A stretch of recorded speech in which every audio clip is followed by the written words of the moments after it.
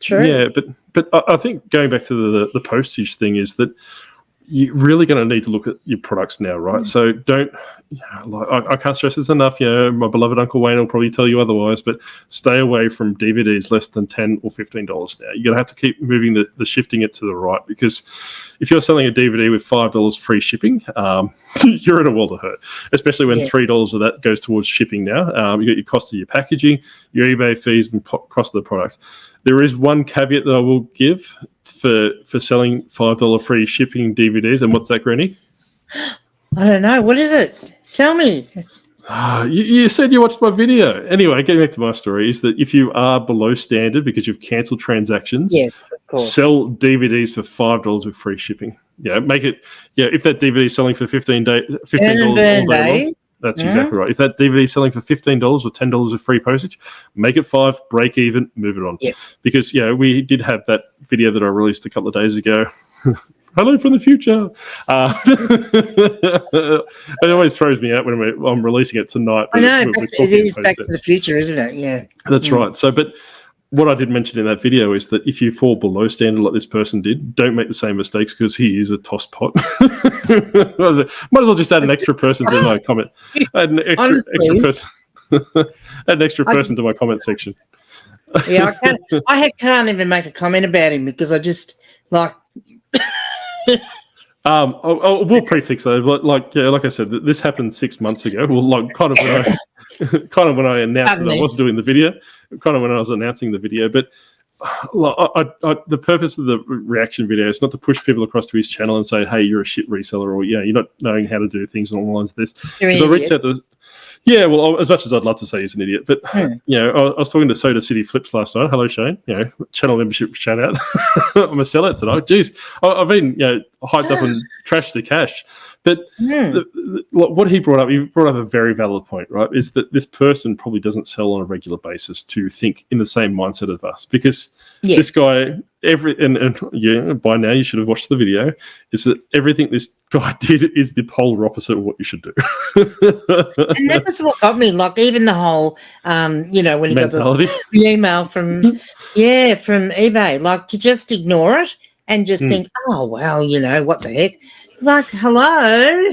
Yeah. So, not because now it's released, is that he cancelled 22% of his transactions. You're allowed to cancel 2, then you're in the doghouse, right? Mm.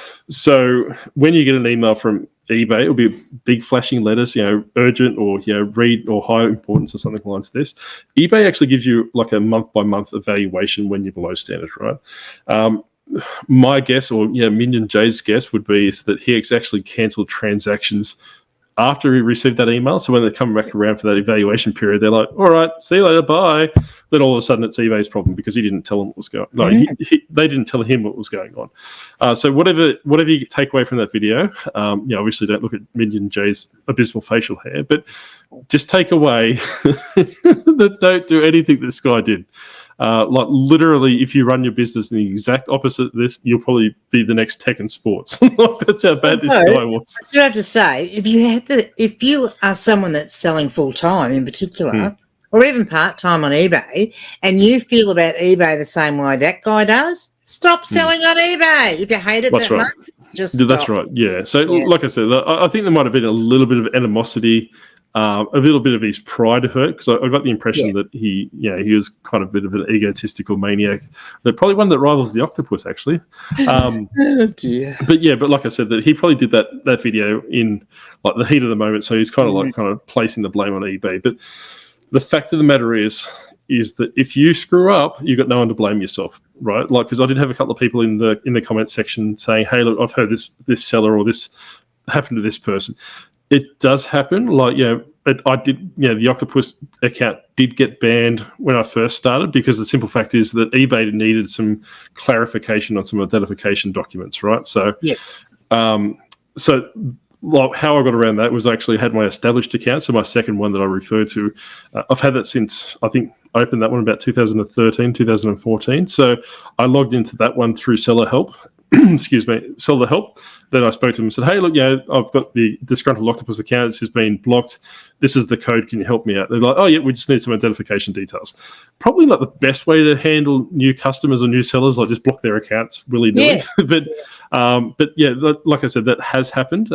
That's no fault of my own, nothing that I did wrong, but quite possibly because I was traveling at the time and I was bouncing between IP addresses might have triggered the system because like I went away for a family holiday for a week, which coincided when I created the account. So that could potentially have had something to do with it. Pretty much that may have had something to do with it, yes. Well, that's right. But like I was saying, but 99 times out of 100, if someone comes to you and says that eBay banned my account and they're jerks, it's not eBay that's a jerk. No, it's like, yeah, that's right. So basically have a good hard look at them. And, if they've had their account banned on eBay, don't follow them. Don't do what they've done. Yes, and by all means, don't watch their YouTube channels. But anyway, that's enough of talking about Blake. That's why he's not here, isn't it? He's got his account banned. Don't say that. That's awful. Well, and none of it's true either. No. I'll stick up for you, Blake. That's right. Yeah, Blake does have fantastic facial hair. Anyway, go back to my... but like I was saying, is that just be very mindful of your account because, like we've mentioned it before, daily refinement has been probably banned for closer to 2 years now. And we've said it in the previous episode, he should have had his account back because he's the eBay poster child, right? So, he's forever like saying how good it is and what a great place it is to earn money, whether it's a side hustle or full time. And he's been doing that ever since he got banned. So, if anyone's going to get their account back after it being banned, it just goes to show that if you're banned, you're banned. I think I'm a little bit, I'm going to call it skeptic octopus here, is that I kind of think he's doing that to suck up to eBay a little bit to get his account back. That's my perspective. Of course. Yeah, so there's obviously self-serving interest there. So you need to be mindful of that. But like I said, that once you lose your account, it's not coming back. We've mentioned it numerous times as well that in Australia we don't really have that many platforms. So please, if you haven't watched that video, check it out because that's something you really have to think about because if you do get banned on eBay, where else are you going to sell? That's right. That's exactly right. Like Facebook Marketplace. Like I've got another series coming out, Granny. I actually got scammed on Facebook Marketplace. Did you? Yes, I did. I got taken for $200. So wow. The best. I suppose the best indicator of being a scam that either they disappear, so you transfer their money and they disappear, or alternatively you ask them where the item is and they go from really nice and butter wouldn't melt in their mouth to complete psychopath. So I asked them where the item was, they went complete psychopath. So I've enlisted the help of my mystery YouTuber that might be running his own Elimination Chamber series. So my beloved Judder is helping me from an alternative standpoint because this person's still using their Facebook account to sell products. So I'm giving it a couple of weeks to see if it rectifies itself because there's a lot of things that are going behind the scenes.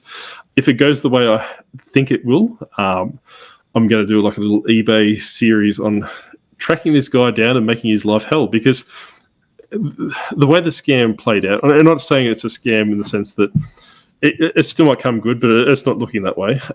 He actually sent me some Skylanders. Blake's not here, so I can say it. So he sent me some Skylanders. Then he asked me if I wanted some more Skylanders. You got 52 minutes before you brought it up. Yeah, that's right. That's exactly right. I'm doing pretty good. I'm giving out Skylanders for Lent. Is Lent this month or next month? I don't know. Anyway, our octopuses don't have any religion. We love everyone equally.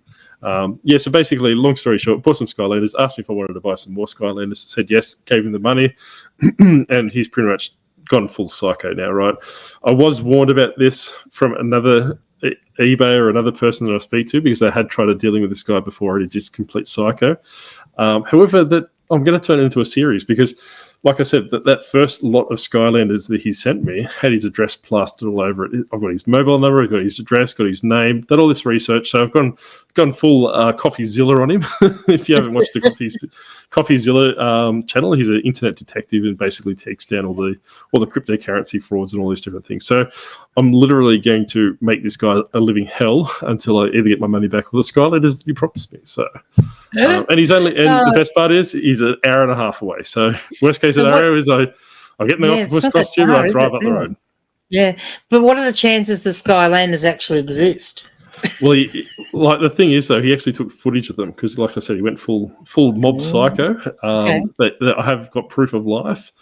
I don't want to go too. I don't want to go too much into it because I don't want to. No, I want to ruin the surprise. What's right? I want to generate a little bit of interest in the potential series, and if it plays itself out, like I said, I'm treating him in the scammer basket now. I'm not divulging any of his details. I hope Jada doesn't, because he's on the bandwagon as well. But I kind of want to see how it plays out over the next week, and if it doesn't come to fruition, I will literally go nuclear on this person and make them regret they were ever born. So, and that'll be an interesting series. That will be very interesting. I look forward to it. Yes, that's right. But yeah, so. Yes, but like I said, that could be a new part-time side hustle for you, couldn't it? Well, that's right. That's exactly right. Yeah, going around to scammers' houses, slapping around with the tentacles. Yep. There we go. How do you like this? Oh no, octopus karate. Yeah, so exactly. We'll see how that goes. We'll see how that plays out. But I'm secretly hoping, and I did say this to the person I spoke about before when I originally bought the Skylanders off them, that I kind of hope he does do the runner, for the simple fact is that I can make this little series just to make it because I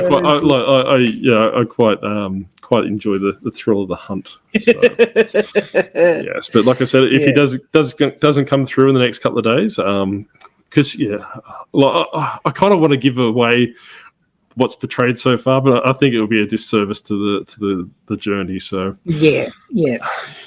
So it'll be all those different things. But I suppose we're coming up quickly to the hour mark, or to the end of the fourth quarter, Leanne. So tell me a little bit about what you got going on this week. You've got obviously your Thursday reseller roundup. Yes, reseller roundup. I dare say we'll be talking about some things that are going on, and I dare say, postage cost increases and stuff like that might come into play there somewhere along the line. And I've sort of set a little task for myself, which I'm not enjoying. I kind of am. Look, it needed to be done. So when you're a book reseller and you stack your books the way I do, at some point you've got to squish them all back up and fill up the little gaps. Now, if there's just one or two little gaps where I've taken books from and I've got new books, one or two that I've listed, then I can just put those in those spots and, put the SKU number in. However, I've started doing variation listings on eBay for a lot of my books. Yeah. And so I might have in one variation listing, I think the Enid Blyton one, that's why that book's out. One of them's got 47 books in it. But I need to put those all on the shelf together. That's right. Yeah, so I need to make big holes. So, and when you shift a book, you need to reshift, you need to reskew it. Change the SKU number, otherwise you're going to lose it. So, I thought you were coming around to do this puzzle for me. No. But I suppose that before we go out and close it, I want to know what's grinding Granny's gears this week. You thought I forgot, didn't you? I thought I'd leave it as a bit of a cliffhanger. Well, what's grinding my gears? What really is irritating me at the moment is Blake? That bloody app on the phone, that eBay friggin' app on the phone, they keep changing it. And every time you get, I don't use it a lot because I do most of my work on the computer. Because you hate eBay. No, I don't hate eBay, but I hate the app. I hate the app. Every time you go into it, there's something changed or something different. But not only that, is the difference between when you search, say you get an item on the app, it tells you this and that and something else. That's the results. When you get back home and you do it on the computer, completely different results. So you might find something that sounds like it's going to be half decent when you comp it on the app. But then you get home and you look at it on the computer and it's shit. Honestly. Yeah, I've been a victim to that before. I did come home and comp the puzzle, so it's still over $100 across the board, so we're good there. But yeah, you're right. It kind of brings up a different search result. I don't know if the algorithm, we're going to lose, hopefully we don't lose too much of our viewer base in the last 2 minutes of the episode, but I don't know if it's running off a different algorithm between the desktop and the mobile app, different parameters that it's bringing back.